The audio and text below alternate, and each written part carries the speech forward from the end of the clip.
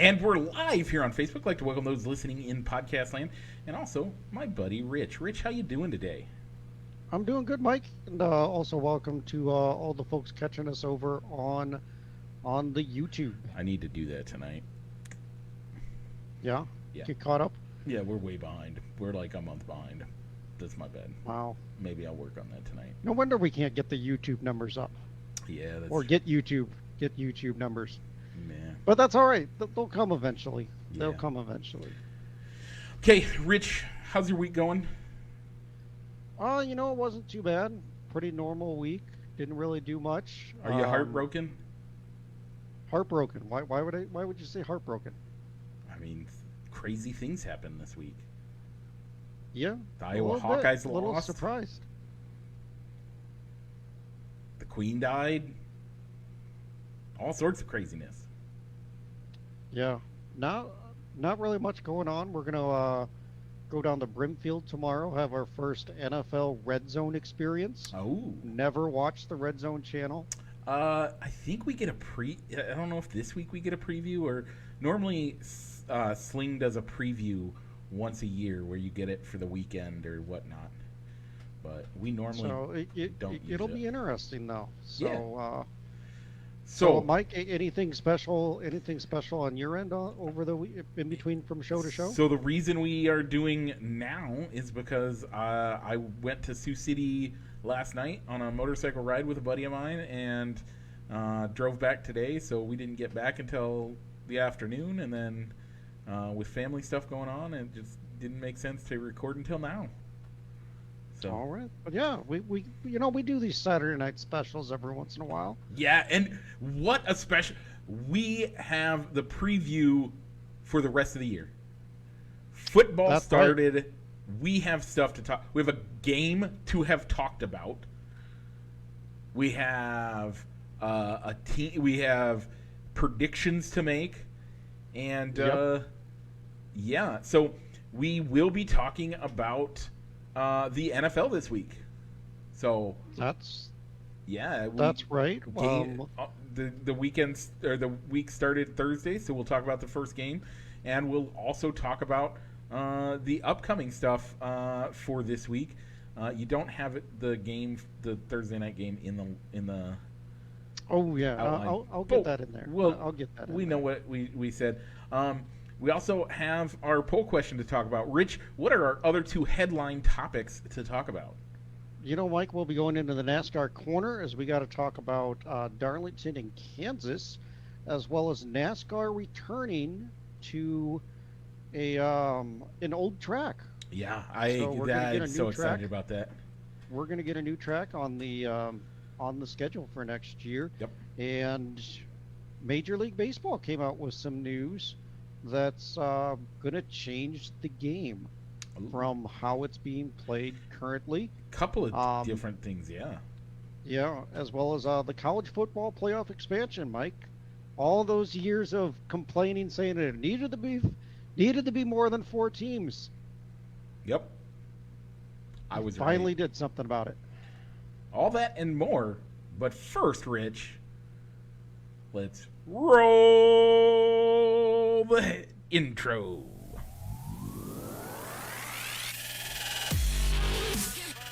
Broadcasting live from somewhere in Iowa. This is Balls and Sticks, the podcast, with your hosts, Mike and Rich.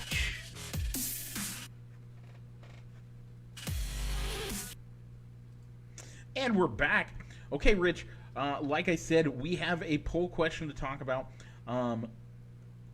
This week's poll question, Jock Jam / stadium songs that you hear while you are at the stadium, not necessarily tied to a specific team, just random songs that almost every time you go to a professional sporting event, you're going to hear.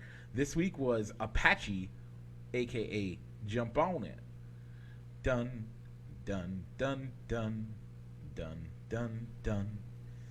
And what was our other one, Rich? Jump around. Jump around. Jump around. Yeah. So,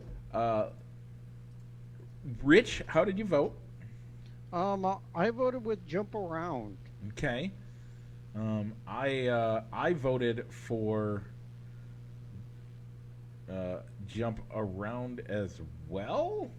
Apparently, as the wait, was that this week's poll? Yes, it was. Yeah. So apparently, I voted as Balls and Sticks this week instead of as myself. No, I did. I voted as myself.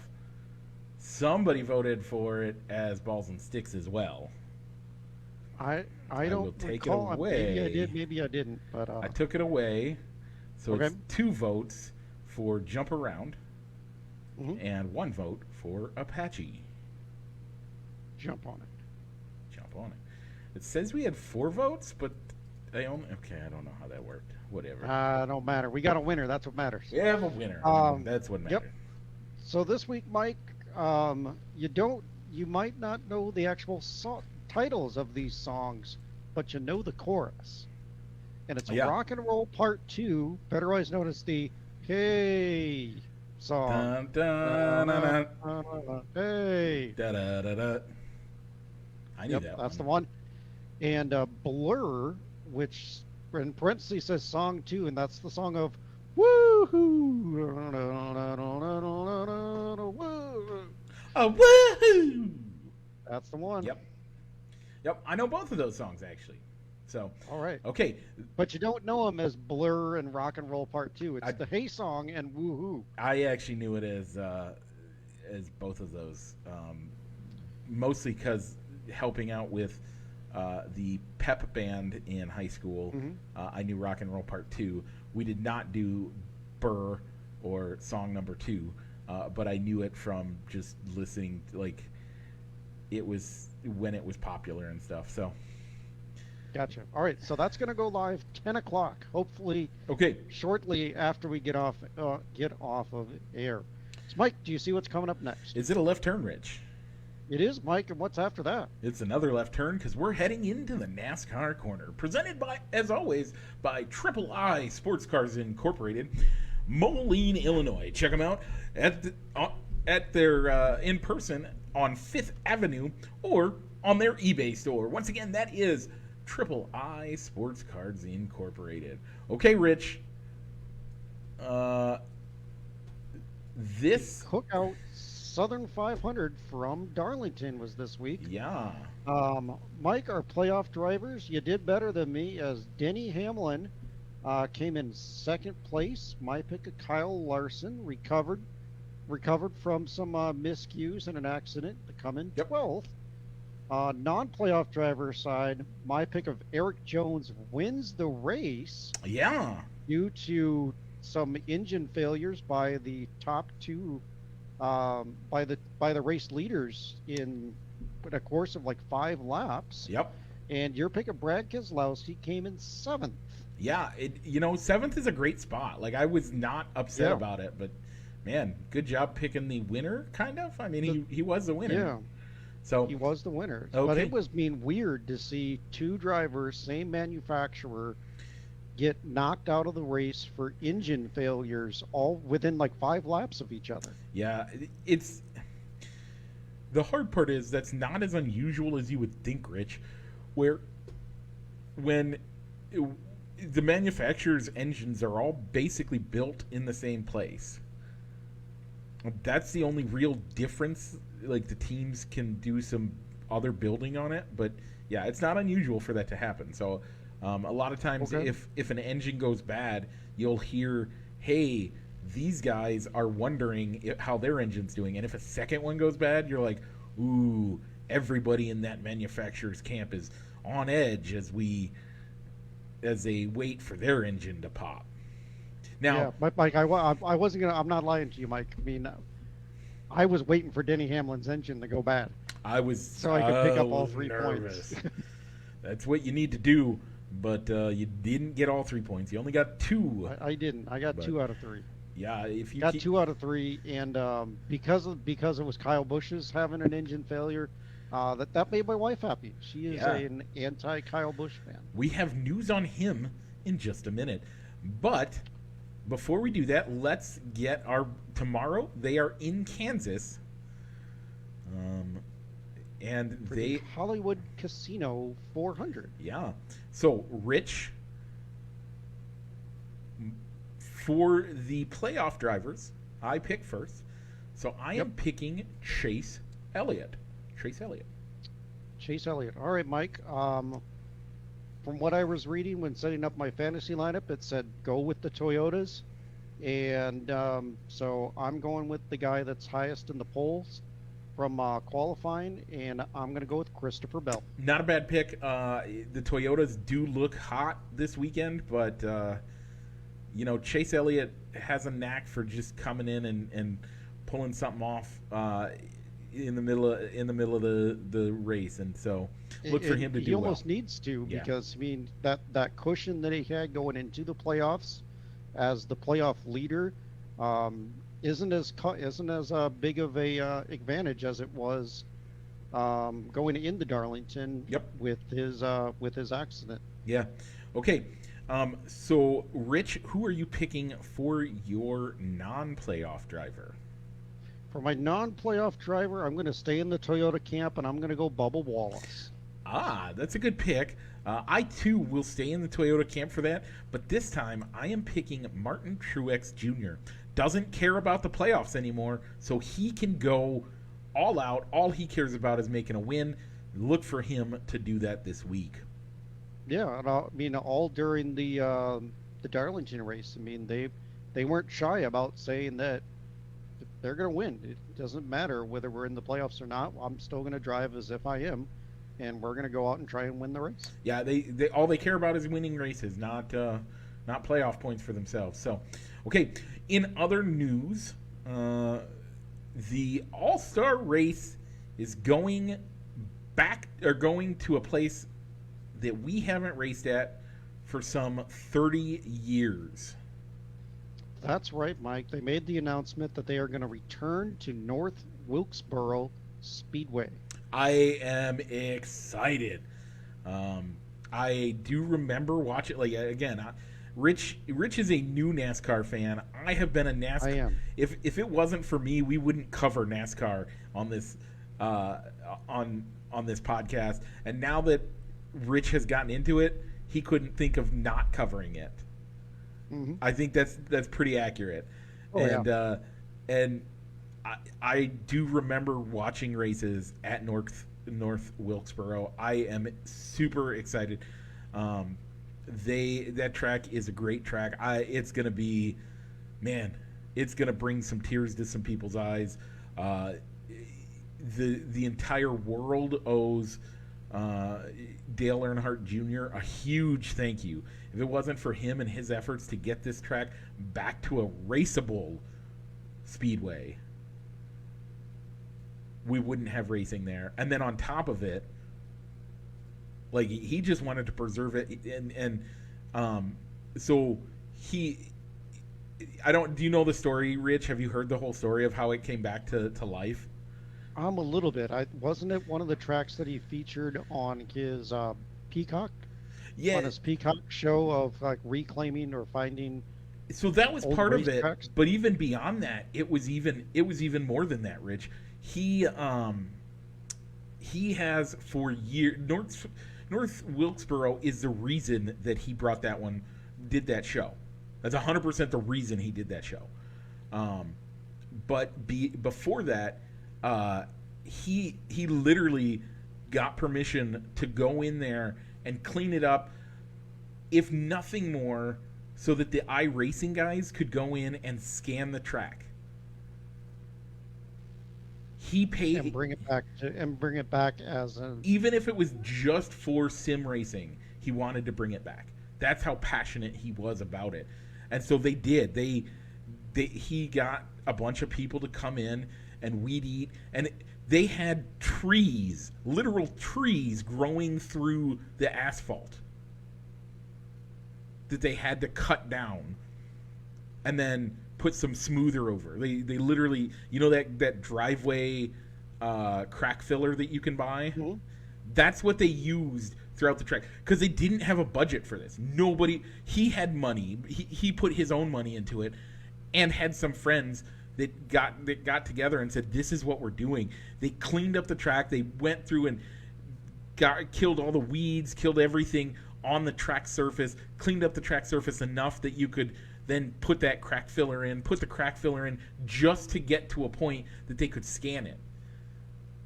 And then momentum started building. And people were like, we want to see this track raceable again. And they got the state of North Carolina to give them a grant. Yep. As well, to get the track back up to standard to where they could have maybe like the regional races there, yeah. like your funny cars or your modifieds. And once they did that as well, they were like, well, we have got to the community, the NASCAR community, especially us old NASCAR fans, rallied around it and said, this is a place we need to go back to. And so it became a passion project for so many. To see it back, even if it's just for an exhibition race, I am more than happy to see this happen. This is probably the best thing NASCAR is doing for next year. This makes the Chicago street race look like a joke with how phenomenal and awesome this is. I am beyond excited. So, okay. You were talking about Kyle Busch. There is some news you need to share with the people, Rich. Yeah, this is still a report. Nothing has been confirmed yet, as more details will come out on Tuesday, they said. But it's looking more and more like Kyle Busch will be moving to RCR, which is Richard Childress Racing. Yeah. So at this time, they don't know if that's going to be the number 8 of Tyler Reddick or if they are going to field a third car and possibly have Tyler Reddick or Kyle Busch in that car instead. Yeah. And the story that I also read about it, this could have implications going all the way down to the truck series, as Kyle Busch Motorsports could be switching from Toyota to Chevrolet, which would increase Chevrolet's presence in the truck series. Yeah, that's gonna be a huge change. It actually makes me like RCR a little less. Really? Yeah, but you still got to do it for Dale.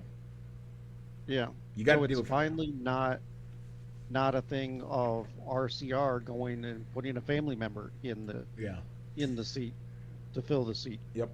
Okay. It's exciting though. Cool. I'm happy for him. Hopefully it'll be a good fit, and if it's not, I hope that it doesn't cost RCR too much. Yeah. So we'll probably talk about this again next week as we know more details as far as what ride and what number Kyle will be in, or if this is it is a report, so nothing's been confirmed yet. So more details to come. Okay. So Mike, anything else in NASCAR? So with the playoffs only being one race in, we'll probably talk about the standings next week. Yep. Of who needs to win to move on, and who's maybe too far below the cut line to move on. Mike, let's go ahead and keep making left turns and go over to the baseball diamond for a quick pit stop. Yep. All right, so the Cubs went 2-5 from show to show, as we're not counting Saturday's loss, since we weren't expecting to be recording Saturday night, so we're not going to count Saturday's loss against them. So they took one against the Reds, and they got the opener against the Giants, didn't they, on Friday? Yeah. Okay. So that brings them to 58-81 overall, third place in the division still, although they are 23 games out and 18 back of the wild card. Still not eliminated. Not quite still yet. Not eliminated. I think the A's and the Nationals, I think, are the only two teams to have been eliminated so far. But this week could get very close. Yeah, could get a little bit closer. So we both got it right, because we both said 2 wins last week. We only have 23 games left, right? Yep. Left in the season. So at the end of this week, there's a good possibility. If they lose tomorrow, that could guarantee That will guarantee they are eliminated from the division, right? I'm not sure how all that works because they really haven't, at least by the standings on the MLB app, really doesn't indicate whether a team is out of the division standings yet, at least from what I'm seeing. Okay, I will. Rich, give us But a recap as we're of how closer, we do, how many games we have this week. So, all right. So this week we'll finish up on Sunday Night Baseball for some reason against the Giants, and then they're gonna go out to New York to face the struggling Mets for 3 games, and then come right back to Chicago and face the Rockies. I was exactly right. We have 23 games left. One more loss, and the Cubs cannot play or will not win the division. Okay.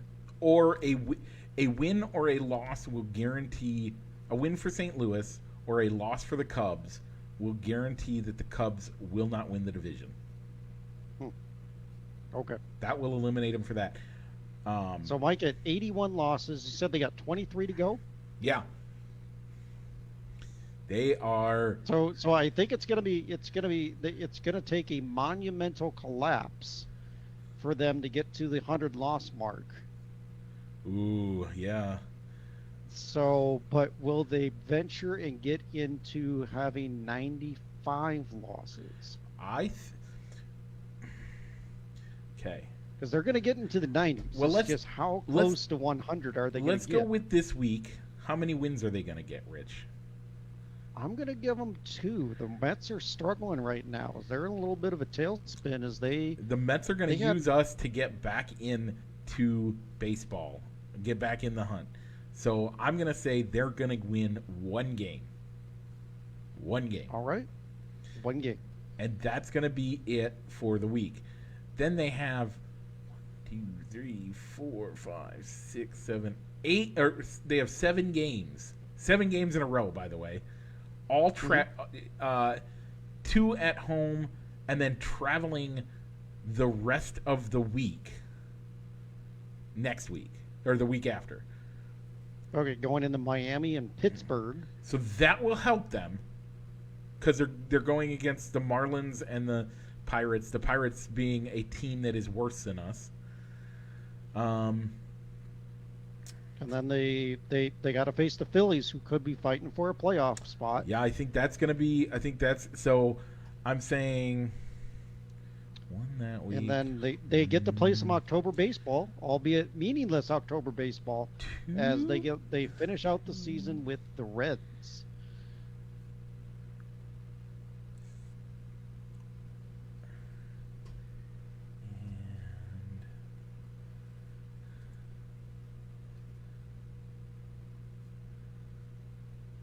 So with who they got to play, I don't think that they're going to get. I think they're might. not going to go 100 losses.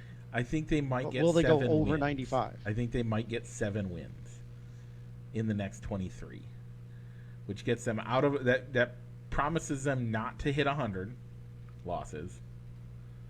Mm-hmm. Does that overall count today? Yes, that does account. That 81 is not a show to show. I did do that, including today's record. Today's game. Then I will say Which they lost. Oh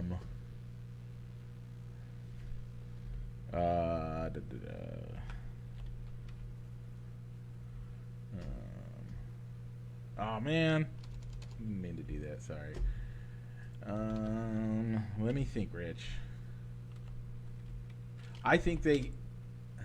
Let's table this for next week to see what happens this week when they going through. I think they end up at 97 losses. As I look at it right now, 97. They are going to flirt with that 100 loss. All right, I think they could out of these 23 games left. Since we do have to play other teams below 500 with the Rockies, the Marlins, the Pirates, the Reds, I think they could maybe get 10 or 11 wins out of this. Here's the problem: the Reds and the Pirates don't want to finish. They will fight for third place in the division. That's a moral victory for them, correct? Yeah. So they're going to play us harder than I think the Cubs are going to play. I think 7 is where we're at. I think. All right. I think 7 wins. We'll see how it all trails out. And maybe revisit the topic for how many losses they're going to be, and kind of maybe take this as a weekly question until the season's over. Let's do it. Okay. All right, Mike. So some other news came out of the MLB. Minor leaguers voted to unionize. That's not the major leagues. That's only the minors. Okay, the minors. It's still, but now they are being represented by the Players Association. Okay. And the commissioner's office chose to recognize that. Ooh. So they will be. So really, if another labor negotiation happens to where a strike happens, now all of baseball could be shut down. If the major league union votes to strike, I'm sure that pressure would be on the minor leaguers to say, well, we represent you. You're going to strike right along with us. Yeah. I mean, in general, it happens that if the major leaguers strike, the minor leaguers join them, not because they want to, but because the minor leaguers don't know when they're going to actually be able to, like, where they're going to end up. And so they can't.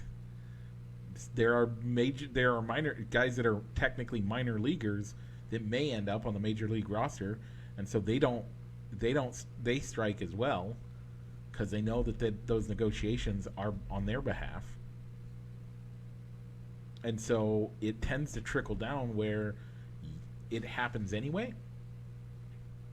But we will see what happens. It'll be interesting. Another oddity to come out. We have lots of changes in baseball. Some good, some bad, some kind of ugly. Yeah. So, Rich, Major League Baseball. Here's what we're going to do. I'm going to ask you to rate. You have to rate because there's 3 major ones that we're going to talk about. You have to decide whether you think it's good, bad, or ugly. The first one, 15-second pitch clock.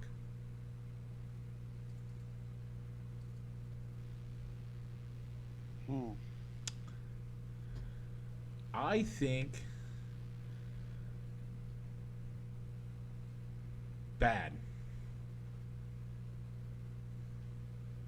I'm going to go indifferent.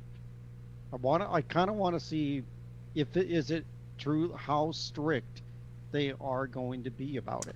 That's why I call it bad. Okay. Because the strictness for which that's going to be enforced is not going to be as it's not going to be uniform, and it's not going to be great. With 20 seconds with a base runner on, you get 5 extra seconds. But that's where it starts. Okay. Number 2. And on that, the hitter has to be in the batter's box and ready to go with 8 seconds left. Otherwise, it's not against the pitcher, and I believe they can call a strike. Again, yeah, it goes against the batter. Yeah, the thing is, I guess I like it from the perspective of I like the batter side of it. I don't like the pitching side of it. Yeah, I like that because I think that it gives them some stuff. But again, how the enforcement's going to actually work. We'll have to see. Yeah, I mean, does a batter need to step out after every single pitch, put his bat down, unbuckle his batting glove, make sure it's tight, buckle it back up, get his batting stance back in there, look at the side, look for the sign. No. So on average, the current StatCast pitch tempo tracker, the average pitcher at 108 pitches or more is 20 seconds. With the bases empty. That's a little rough. Mm-hmm. Either way, I don't like it. Um,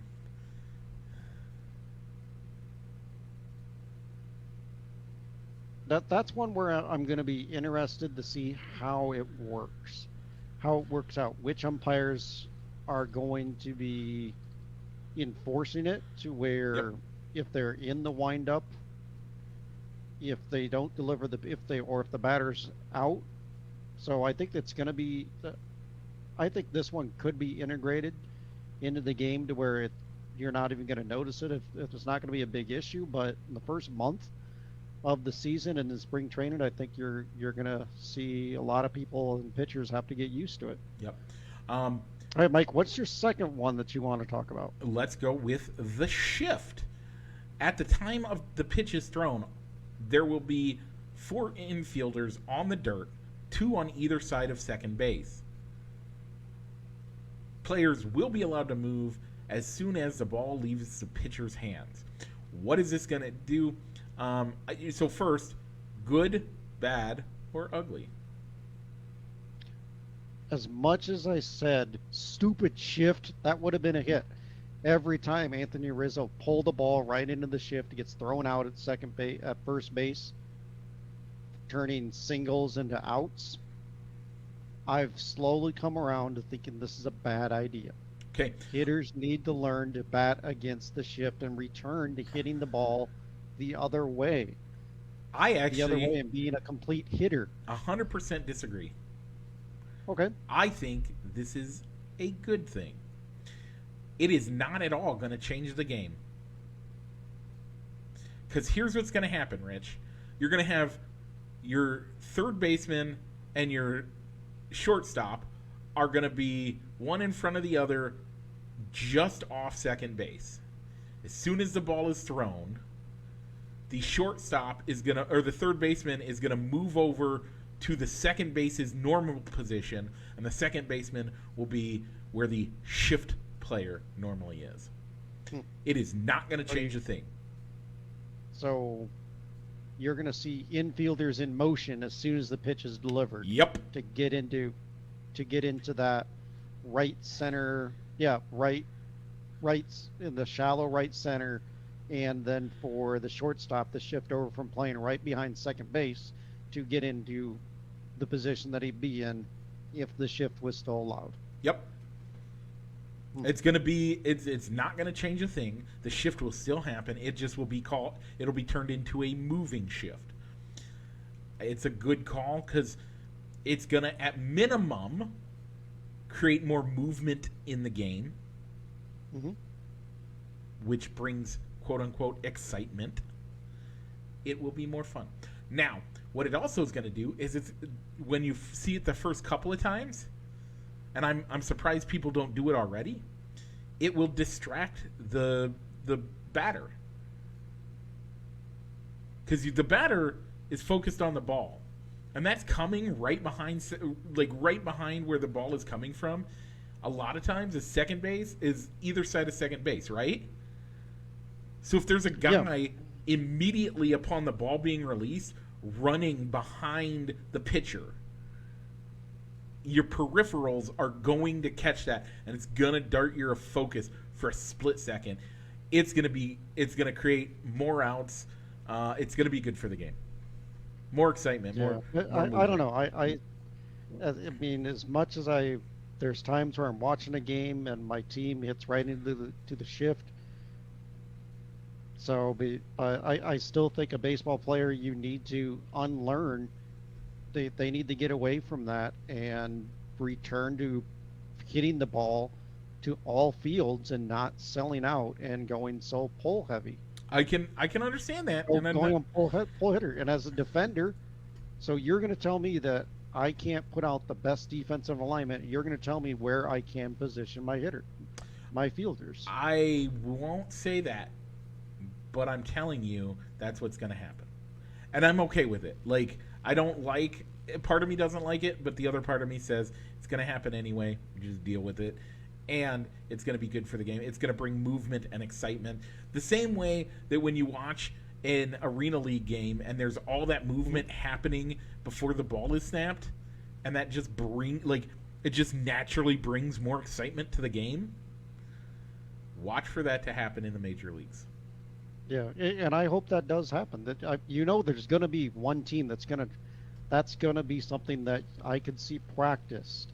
Oh, in spring training to see, Yeah. all right, or teams experimenting with it to see, all right, could we do this in a major league game? Yeah. And then once one team gets good at it, you're going to see everybody else follow suit. The same way that the shift happened. The adoption of the shift, a team got good at and pulled their analytics out and said, this is where the ball's going. We're putting our guys exactly where the ball's going to go. If you want to try to get a hit off of us, you're going to have to bunt to third base. Same thing's going to happen. So here's another thing, Mike. Could you see a team, because it says you can't do the infielders can only be positioned. Yeah. Could you see a team positioning their outfielders in a way to where everybody shifts over, to where you have the right fielder coming in and playing in that shallow right, the center fielder going over into more right field, and the left fielder going to center field? I am surprised that's not more often done. I am, because if you look at the game, those positions are much. The left fielder has become the little league right fielder in the shift, because the statistics say there's nothing going on over there. Now, here's why you can't do that.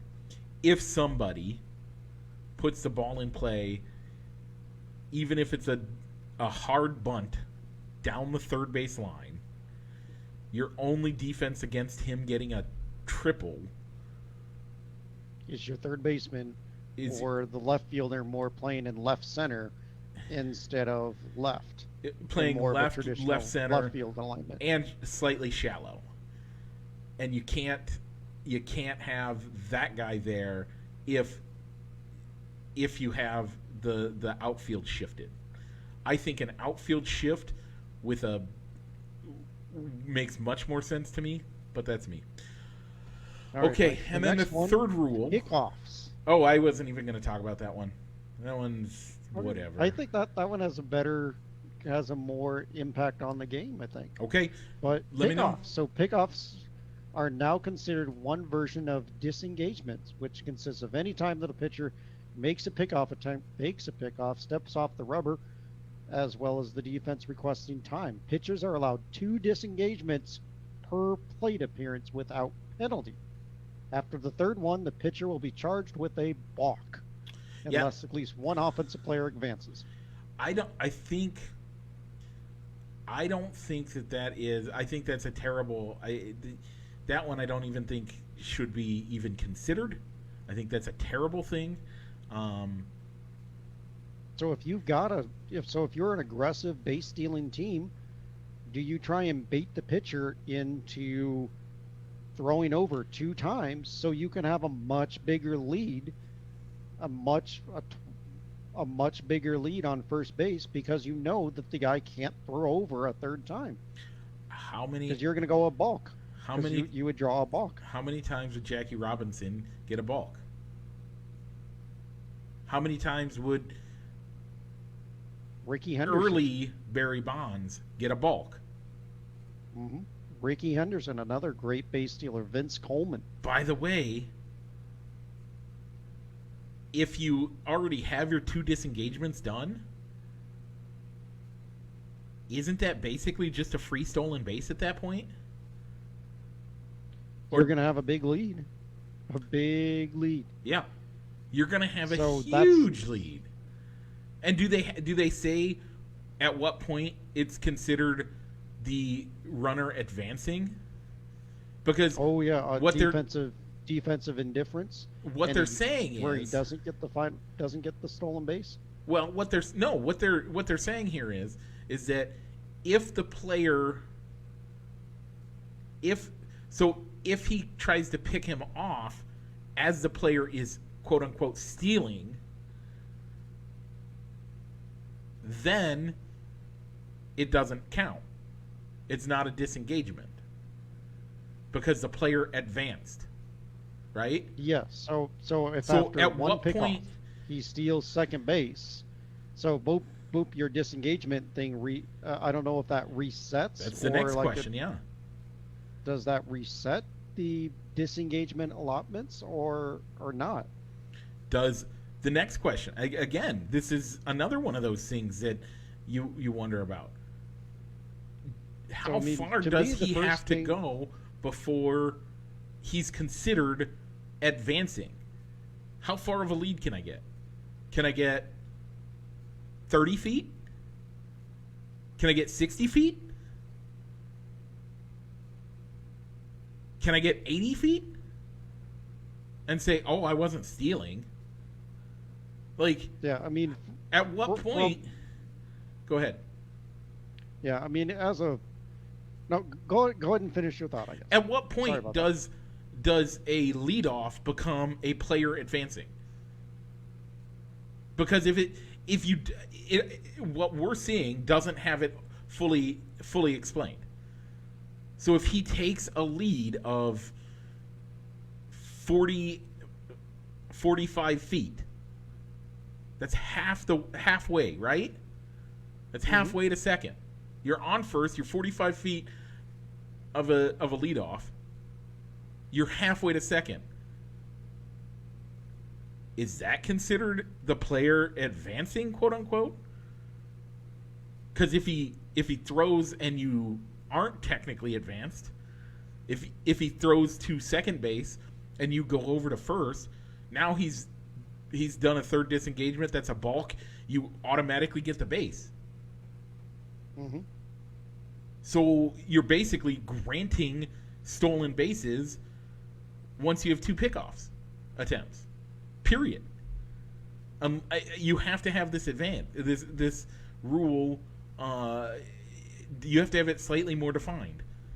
What I have for a definition doesn't have enough of a definition in order for me to understand at what point it becomes an advancement and at what point it's not, which means I can't really judge it, but there could be an argument that if you're 40 feet out, you're technically not closer to second base than you are to first.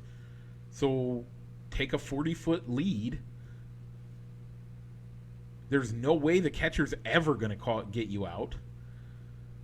And if the pitcher does anything other than throw home, if he throws it home, you're gonna at 40 feet. If you can't make it 40 or 50 feet to get to second, but in that throwing time, you don't deserve to be a major leaguer. Okay. So when I first started thinking about this and reading about it, this almost seems like it was a rule that they came out of after playing a video game. Because I could have swore, like in one of the versions of an MLB video game that I had, it would only let you do so many pickoffs. Yeah. And then it was, nope, you couldn't do that. Yeah. You couldn't do another pickoff until you got to the next batter. So yeah, I don't like it. I don't like it either, but I could see this bringing a lot more action into the game if it's going to bring stolen bases back. Yeah. Stolen bases as being a priority. Yeah, I suppose. Again. But overall, I don't like this one either. And Mike, the final one, bigger bases. Ugly. 18-inch bases are ugly. From 15 to 18. 18-inch bases are ugly. 15 are pretty. That's the whole reason why I asked good, bad, and ugly was that I think it's ugly. I think 15 inches makes sense. 18 inches doesn't. But yeah, it'll be interesting to see how they look on the field. I don't see how this will affect anything either. I mean, if their only reason for doing this is to have safer is to make the game safer. Yeah, it That's the is. only reason for it. It is 225 inches squared is a base. That's what a base has always been. I don't, or not always, but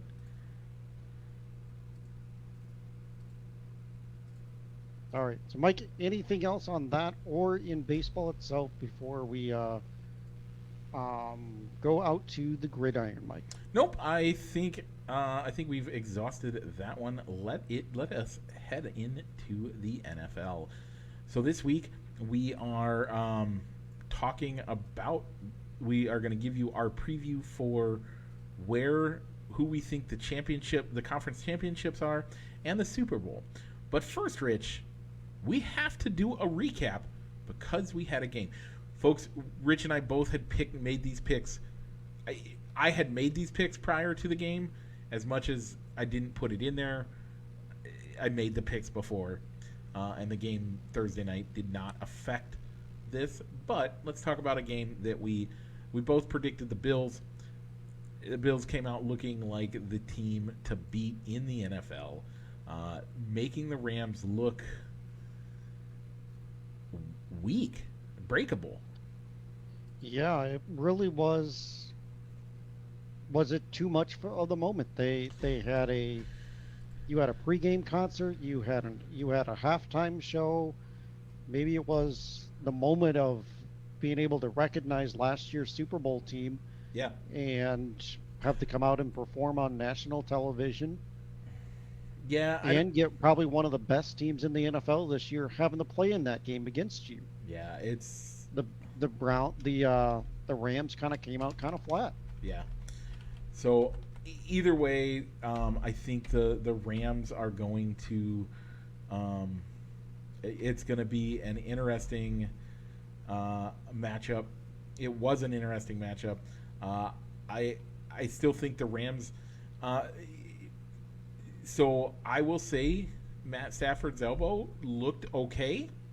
Didn't look like it was causing him any issues, but there were other holes in the offense that were noticeable at least this week. We'll see if they can clean those up. They have 10 days before their next game. Let's see what they can do with that.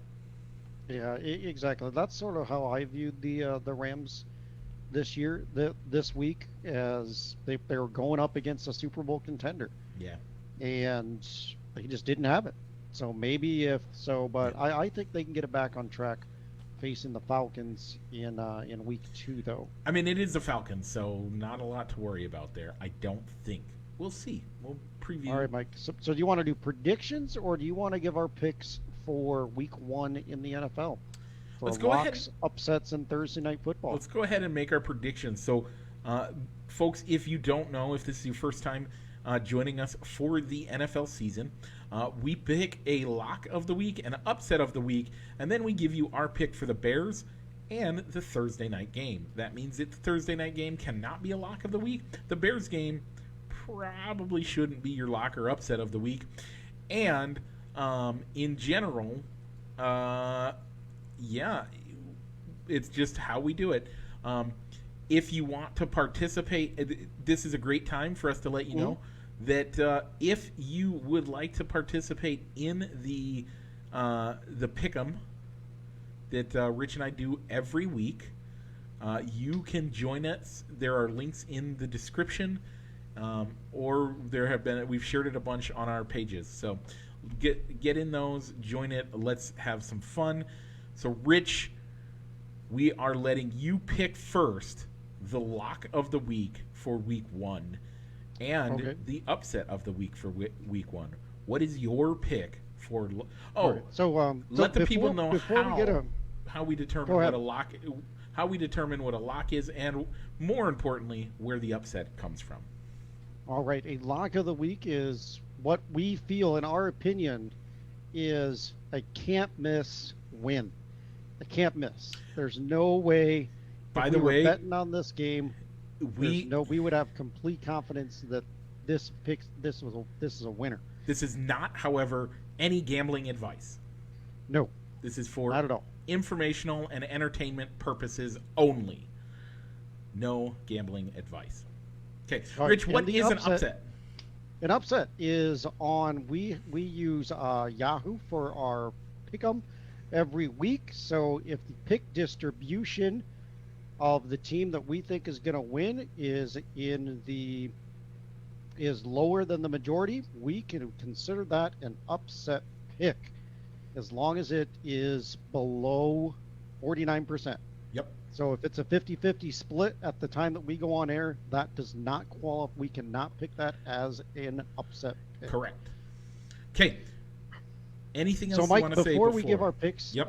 We got to give 2 shout-outs, Mike, because we have 2 people that have joined our pick'em. Yes. We have Revenge of the Lake Beast, Yep. who did make a pick on Thursday night. They picked the Rams, so they're already down a point. And we have Team McFeely. Yeah, Team I know. McFeely. I know who both of those people are. Okay, Team McFeely did not make a pick on Thursday night, so they may have That's joined. my fault. I didn't get him the link until Friday. Oops. But he said he would have picked the Rams anyway. Okay, so no, Mike. No harm, no All right, foul. Mike. All right, so Mike, we decided in the pre-show that I would get first picks for locks and upsets. On the odd weeks, you will take the even weeks. So I had first pick for the lock. And on week 17, because that would give you an unfair or the oh no, never mind. There's a week 18. There's a week 18. I forgot. Yeah. Yes. Go ahead. So I'm gonna take the Colts over the Texans. I like that pick. I think that's a fairly good lock of the week, as do the distributions. And then I am picking the Titans over the Giants. The Giants have improved, but not that much. Yeah, I don't think I think that's a pretty safe pick as well. Okay. As well. I mean, it'll be interesting to see what the new coaching staff brings to the team with Brian Dable coming in from Buffalo to be the new head coach. But I still don't think the Giants are probably going to be in the bottom 5 of our power rankings, which we'll talk about next week. Yeah. So, Mike, on the upsets, in my opinion, I don't think there were too many upsets this week on the schedule for this week. So I'm going to go with one that I want to see happen, but I don't have much confidence in it. I'm going to go with the Vikings over the Packers. I like that pick. I actually picked that in the pick'em, so I think it's actually a decent pick. Yeah, because, I mean, you're going to have how will the rookie receivers do with Aaron Rodgers under center, and he's probably lost his most experienced guy that he knows coming back from the last year's team, Alan Lazard. Yeah. The other side of that whole equation is the Packers are notorious for having a slow start. That's where the infamous relax quote comes from. Mm-hmm. A slow start. That's where every year or two they have one of these where they have a terrible start and the team and they're kind of due for it. It's been 5 years since the relax happened. They're due for their slow start. It's normally one of these rebuild years that this year was. So I think that's where we're going to be. I think that's a really good pick for you, Rich. I actually like it better than mine, but mine is the Cowboys over the Bucks, which is going to make it even more interesting when we get to our predictions. Yeah, I mean, the Cowboys have never beaten a team quarterback by Tom Brady. So Tom Brady is undefeated against the Cowboys, but this has probably got to be one of the worst offensive lines that Tom Brady has played behind. Yep. And the Cowboys have a pretty good defense. So I mean, and one of the worst defenses he's played with. By the way, the other side of this is where I really think it comes in. The Cowboys are in win now mode. That's right. They've spent the money. Their guys are on that. their quarterback and their running back and some of their receivers are all on that right before you hit that late 20s, early 30s cliff. And I'm not saying it's really a cliff. This is how it is viewed in the NFL, where you start to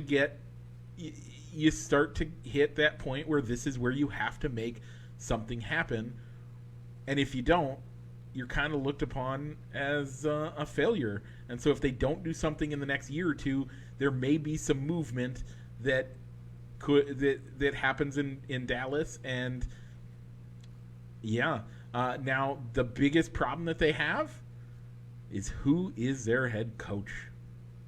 Yeah, I was just about to go there because he's on a hot seat. Oh, is he on a hot And seat? you know that Jerry Jones would love to bring Sean Payton back. Yeah. He's got to wait a year to make it so that it wasn't tampering, and he's got to be able to talk New Orleans into selling their option on him, all those things. But yeah, my prediction is that he doesn't do great on Sunday Night Football, and you're going to see him try to come back into coaching, and it's going to be with Dallas, and that's if the Cowboys can show up this year and actually win and make a run in the playoffs, I think you'll see Mike McCarthy get another year. But if they don't, look for there to be someone coming out of the studio and into back to the head coaching position. So actually, if I remember correctly, I think Sean Payton is going to be a part-time analyst. Okay. For Fox. Oh, okay. I don't remember. Fox. There were so many movements. This is the year of movements. Rich, let's look at. We have the first week of the Bears. Oh man, it's gonna be a rough year. Rich, are you ready for it? No. We I'm just got through. We're almost done with having to talk about the Cubs being single-digit wins or one straight line wins. Only one win a week, maybe two if they're lucky. They're going to be done here in a month, and we won't have to talk about it anymore. But we do have to talk about the Bears, and it's going to be rough. We do. Yeah, I mean, if anything, I've always kind of had this really weird feeling that you can only have one good team in Chicago a year. Yeah. So it's obviously not the Cubs this year. It's not the gonna be Bears. The Bears. Nobody's really talking about the Blackhawks. So is it the Bulls? I don't know. Hopefully. I don't know. We might just be a terrible. Make the playoffs. We might just be a terrible city for sports this year and next year. But yeah. Okay. All right. So Bears welcome the 49ers. Yeah. You can catch the game. At least if you live in the Quad Cities, that is the.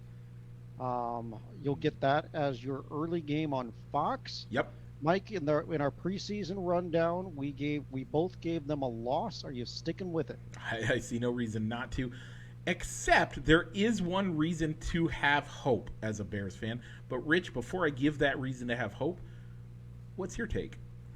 I'm going to stick with a loss. Yeah, I think San Francisco, no matter who's under center, that defense and running game could carry them to a victory to where the quarterback doesn't have to play hero ball and depend on him. Yeah, and that's depend on him. You just San hit Francisco the nail. doesn't have to depend on him to get them a victory. You just hit the nail on the head. Their quarterback position. When was the last time?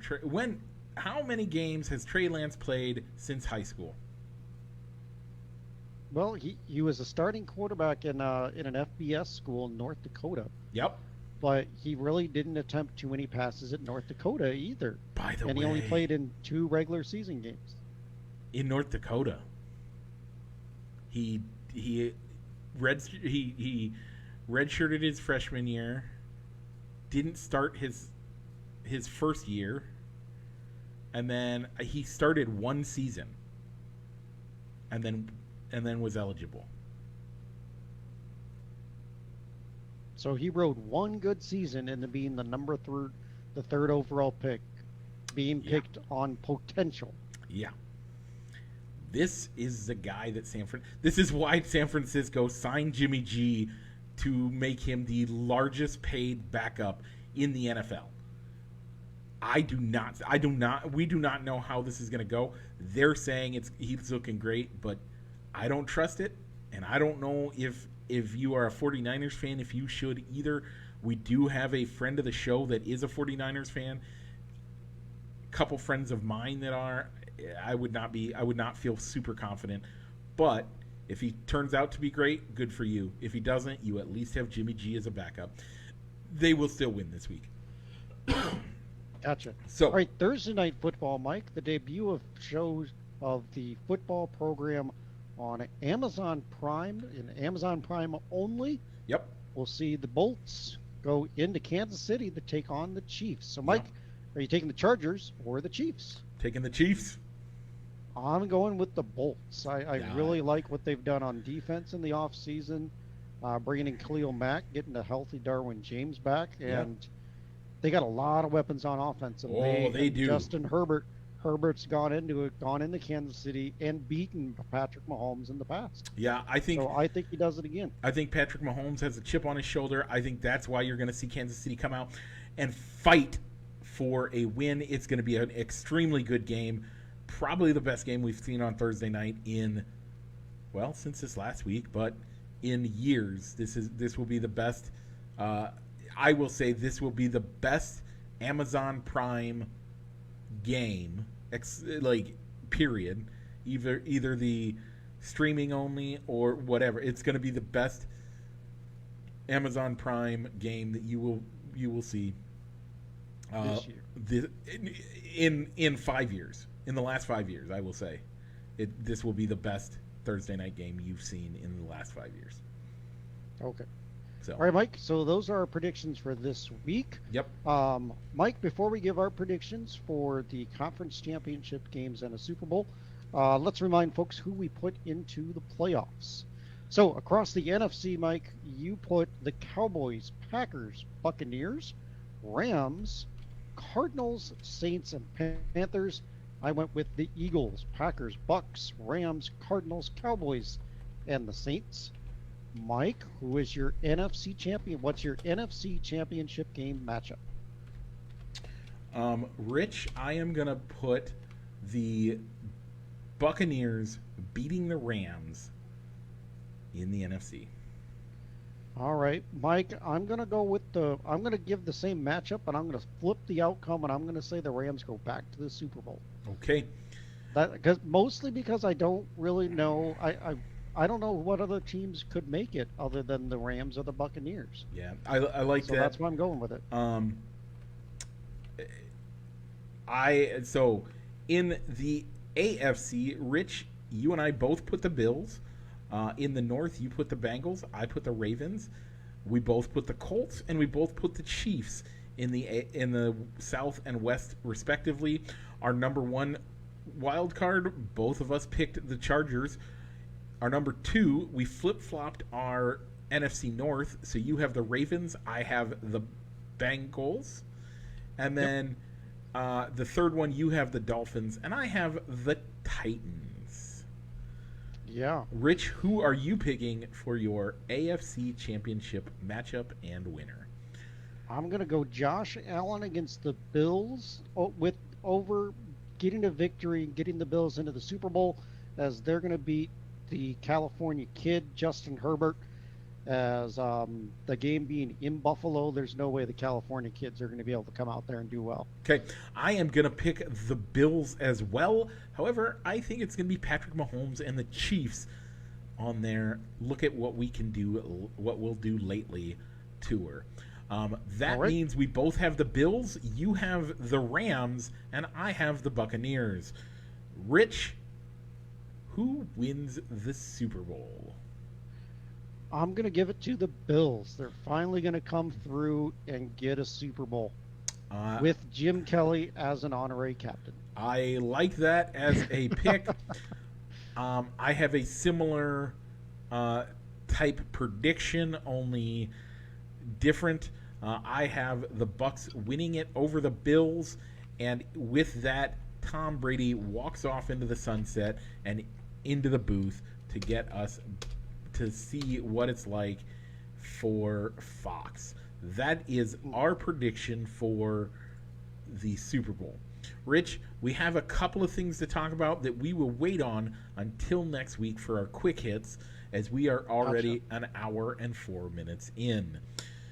That's a good call, Mike. I was just about to ask for a time check before we went into those topics. Okay, so with that being said, we have one reaction shout out. A Solomon Stroop has liked the video. Thank you, Solomon, for joining us and liking. If you would like to get a shout out on the show, join us over at facebook.com/ballsandsticks and like the page and set us up for notifications so that you get notified as we go live and help us get people watching. So, yeah. Rich, if they're watching us on Facebook, what should they do if they want to take us in the car? If I do my job. Make sure to look for Balls and Sticks wherever you find your other podcast that you subscribe to. And whether that's on Apple, Google, iHeartRadio, Anchor.fm. I don't know if that's one. If we do that at one anymore. Yeah, that's what we use. Anywhere where you can find your podcasts, make sure to subscribe to us so you'll know when Mike posts these episodes, and so you can have them already downloaded and queued up, ready to listen. Yeah. Ready to listen to. So, Mike, in the odd event that they're really not in the podcast that much, a podcast platform, and they don't like Facebook, where else can they find us? You can watch us on YouTube. YouTube.com/ballsandsticks. Look for Rich and I playing baseball together. Okay, folks, with that being said, Rich, what's it time to do? Mike, let's go ahead and roll that outro.